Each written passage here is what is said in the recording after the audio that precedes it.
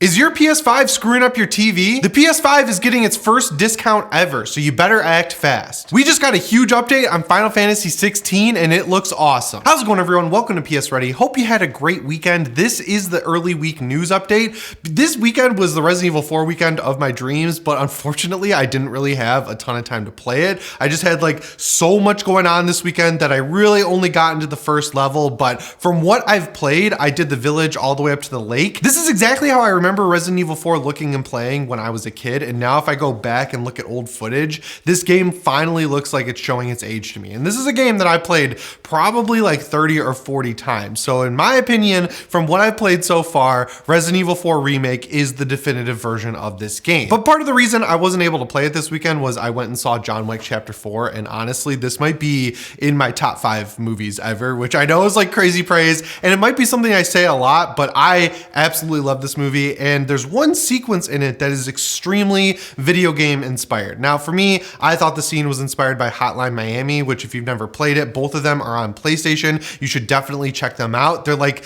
one hit kill both ways type of games where you do the same level over and over again. There's instant respawns and you got to figure out where the enemies are and basically pick the right loadout so you can make it through the level without dying. So I thought that this one scene in John Wick 4 was inspired by that, but then I looked up an interview after I saw the movie and it's actually inspired by a game called the Hong Kong Massacre, which I went and downloaded on my PlayStation. It's 20 bucks. You should try this game out. I don't know when it came out, but I looked at some reviews and basically every nitpick that the reviews had back in 2019 are all fixed now. Like with the camera being weird and some of the performance issues, I played it for like 3 hours last night and I had none of those issues. I cannot recommend it enough. It's like this game, it's 3D graphics. It's not pixelated like Hotline Miami, where it gives you a bunch of levels where it's like a top-down perspective and it's super detailed. So it actually looks like you're looking into a photorealistic almost space where you can go in with a weapon you pre-select. You can also pick up weapons after you kill an enemy, but I was using the shotgun because it's awesome. The soundtrack is really cool and you can immediately see why John Wick 4 was inspired by it. And it's mainly because when you shoot any gun in this game, you get a muzzle flash that travels across the screen with the bullets. And that's basically how they made this scene in John Wick work, was because, you know, if you're filming top down, it looks a little boring, everything looks a little flat, but if you've got crazy muzzle flashes coming out of all the guns, then things get dynamic, they get interesting, things around the set are blowing up and breaking, and that's all directly taken from this game. So I give it a wholehearted recommendation on top of Resident Evil 4 Remake. And then when we're still sticking on games coming to PS5, one of my favorite games of all time is Dead Cells. It came out during this craze when we were getting roguelites left and right, like Hades, Dead Cells, like I just mentioned, Curse of the Dead Gods. There was a new roguelite coming out on the Switch every 5 minutes, but out of all the ones I tried, Dead Cells was by far my absolute favorite, and it has gotten so much DLC over the past few years, but nothing compares to this new Castlevania DLC it got, which is awesome because it's a roguelite if you mixed it with Castlevania. Like that was the whole pitch for the game from the beginning. So to see the people who made the game, Motion Twin, get to work with Konami and introduce a new Castlevania game into this game makes me want a full Castlevania game from the makers of Dead Cells. It's basically its own mini campaign you can play through multiple times. You can also unlock skins for classic Castlevania characters like Alucard and Richter and everyone else. There is a separate mode where it basically plays like Castlevania. Instead of being like a super fast, high-paced combat game, it slows things down and you've got really slow movements just like in Castlevania. It was like a $10 DLC, but now there's a new boxed version of the game coming to PS5 that leaked that has all of the DLC, including this new Castlevania DLC, and it has special art to signify that it's the Castlevania edition of the game. So I actually held out. I haven't bought any physical versions of this game. I will be picking it up on PS5. There's no word on when it's releasing yet because this was kind of a leak, but I would guess it's coming sooner rather than later because that DLC's been out for about a month at this point. So just to recap, the games you should be looking at this month are Resident Evil 4 Remake, Dead Cells, and the Hong Kong Massacre. And if you've never played them, Hotline Miami 1 and 2 are both incredible as well. Next up, the hype train for Final Fantasy 16 has officially left the station. We are getting closer and closer to that June release date, and I feel like at this point, it's fair to just assume that the game will come out at its targeted release date. And everything we're seeing this month from the game so far has been absolutely incredible, but this new trailer really revealed some stuff on how the game is going to look and run on PS5. And thankfully, it's bucking the trend that Gotham Knights started. This will be a 60 FPS game. at 1440p. So if you have a 1440p monitor, it's gonna look absolutely crisp and clean. If you have a 4K monitor, it'll probably be upscaled and still look really good. In my opinion, at least, I've been playing at 1440p for a long time on my PC. You can barely tell the difference between 1440p and 4K, but you can definitely tell the difference between 1080p and 1440. But for those of you who wanna push as many pixels as possible, say that 50 times fast, you're gonna have a 30 FPS mode that runs at a targeted 4K, which means it's variable. In my opinion, at least, you should definitely just play at 1440p, take the hard locked 60 FPS, because this game has some really cool, fast, crazy combat, and we saw it showcased in these trailers. I think that's good. I like multi-phase boss fights, especially in Final Fantasy 16, but my favorite detail that I saw pointed out on Twitter over the weekend is that when you go to the save select screen, they have little pixelated versions of all the characters to kind of like call back to the old Final Fantasy games. So it looks like this one is not going to be as big of a mess as Final Fantasy 15. And I say that as a big Final Fantasy 15 fan. Everything from the demo all the way up to the game's release not running so well, and everything just kind of feeling hodgepodge together, especially when you would go to different parts of the map. Some of the graphics were way better than some of the graphics in other areas, and then the whole last third of the game becoming completely linear. That game, as much as I like it, felt like a mess, whereas this one is already looking to be extremely focused, extremely high-paced combat, have great fidelity in the graphics. Like, they're really doing the work, it seems, to bring back the pedigree of the Final Fantasy brand that's sort of been lost over the years, right? Like, we've seen a Japanese renaissance with all the stuff Capcom's been doing, and now it looks like it's continued with Final Fantasy, and that's awesome. So yeah, this game's coming out in June. I'm sure we'll see a lot more of it by then, but I wouldn't blame you if you went full on media blackout until then, because they are showing a lot of this game. Next up, things are still heating up with the whole Activision Microsoft will they, won't they deal, with Sony in the middle trying to stop this merger from happening by any means possible. And unfortunately, it looks like Sony has taken the L on this one, because the CMA, I forget what it stands for. I heard over the weekend what the CMA stands for and I totally forgot. It's basically the regulations board in the UK. They have officially basically said that they don't care. They're like fine with Microsoft buying Activision at this point. They've had all of their concerns addressed. Their specific concessions they wanted have been made. And it looks like Microsoft is officially going to be able to buy Activision, because this was the big holdup over here in the United States, right? Like, the FTC was using this whole CMA deal where the CMA was siding with PlayStation for the longest time as leverage as to why they weren't going to let this deal go through. And basically Microsoft would have to sue them and it would take a lot longer. And the reason I'm like secretly a little bit happy about this news is that it looks like things are actually going to wrap up by June, right? Like, we've heard all these,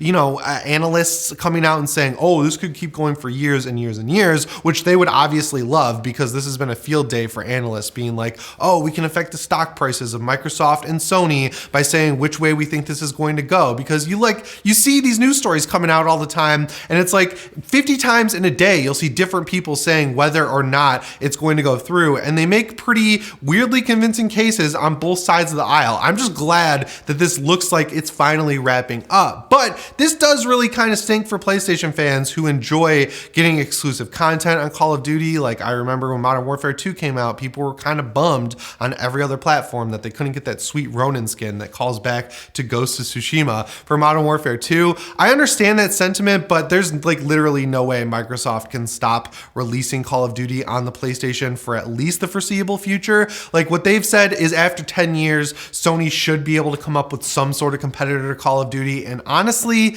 I don't know if they can. The way that Activision works is they literally take 99% of their studios and have them all work on different portions of Call of Duty. Like, they barely put out any other games. In the past few years, the only ones I can think of are like Crash Insane Trilogy, Crash 4, Crash Nitro Kart Racing, I think is what it's called, the remastered version, and Sekiro. But it's not like they even own the studio that made Sekiro, From Software. So yeah, they put their whole team on Call of Duty. So Microsoft to sit there and say, yeah, Sony could probably figure out a competitor to Call of Duty, I don't think they could, honestly. I mean, they have Bungie, but Bungie's gonna do its own thing. And they're not gonna make a Call of Duty style game. The only thing I can think of that would work for them is their revival of Marathon that's been leaked over and over again that seems like an Escape from Tarkov style game. But even that, it's not competing with Call of Duty. So I don't think, for the foreseeable future at least, we have anything to worry about with Microsoft releasing Call of Duty on the PS5 or not. When it comes to the PS6, all bets are off, but for now, I think we're okay if this deal does go through. People are kind of painting this whole situation as a massive L for Sony, but if you look at the strategy Jim Ryan's been using since the beginning,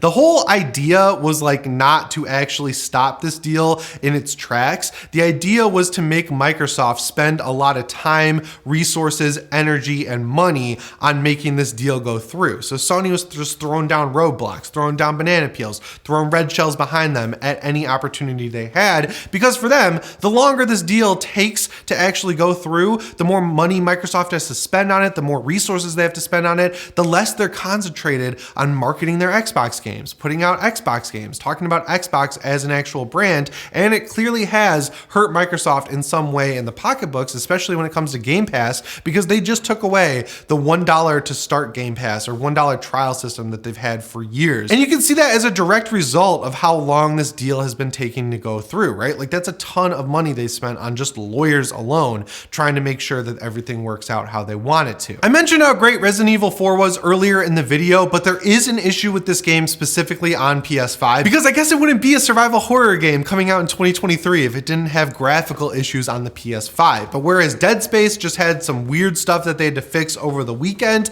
this issue with the PS5 version of Resident Evil 4 is causing people to think that their PS5's graphics card is basically shitting the bed, which is bad. So if you've ever played an RE Engine game, whether it's Resident Evil 2 Remake, 3 Remake, Village, Resident Evil 7, one of the weirdest effects in the game that is just causing problems across the board, whether it's frame rate or now this new issue, is chromatic aberration. I honestly don't even know what this feature does. I think it just makes like lens flares look a little bit more RGB on your screen. And the new problem it's causing with Resident Evil 4 Remake is that it's putting like a weird blue shimmering effect at the bottom of people's TVs when they're moving the camera. And when that happens, it looks like your TV's pixels are basically like crapping out. Have you ever like by accident pushed your thumb onto like your screen too hard on your phone or your Nintendo DS, or like pushed it on your TV when you're lifting it up to clean dust under it or something, and you see that weird like holographic rainbow effect kind of ripple out from where you're putting pressure on the screen and you immediately like pull your thumb off? That's exactly what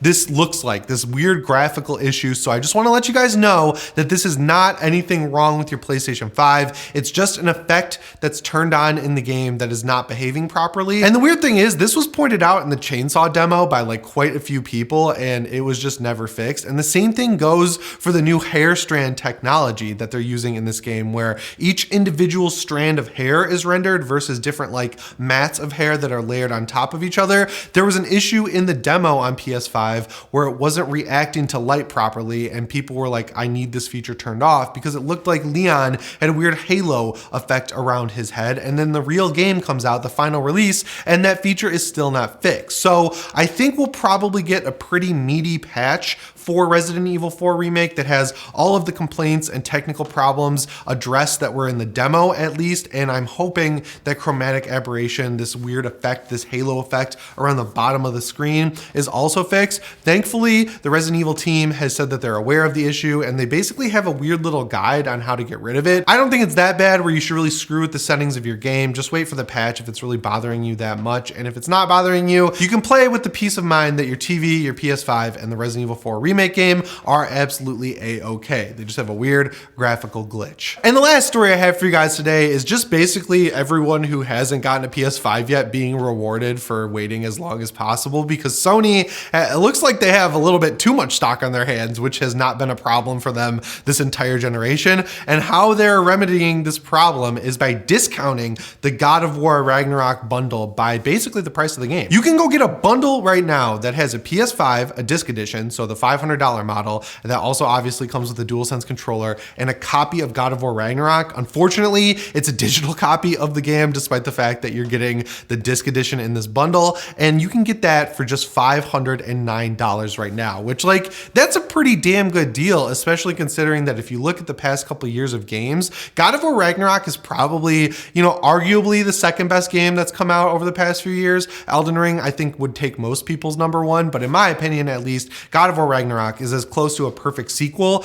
and an incredible game top to bottom. It's just absolutely phenomenal. This also coincides perfectly with all those rumors we've been hearing that by the end of the year, we will have a new PS5, the PS5 Slim as it's been called, but it's just going to have have a detachable disk drive. The rumor we've been hearing recently is that that's going to come out alongside Spider-Man 2 in September, and that's going to be the new bundle that's pushed for the PlayStation 5, which is crazy because there's always a really good Spider-Man bundle for when the PS console of the time seems to be hitting its peak. You're getting 50 bucks off the PlayStation 5, you're getting 40 bucks off the Steam Deck or more. It's just a great time we live in where all those people who want to save money and wait to pick stuff up till the very last second are getting rewarded for it. And that's great because I'm definitely that kind of person.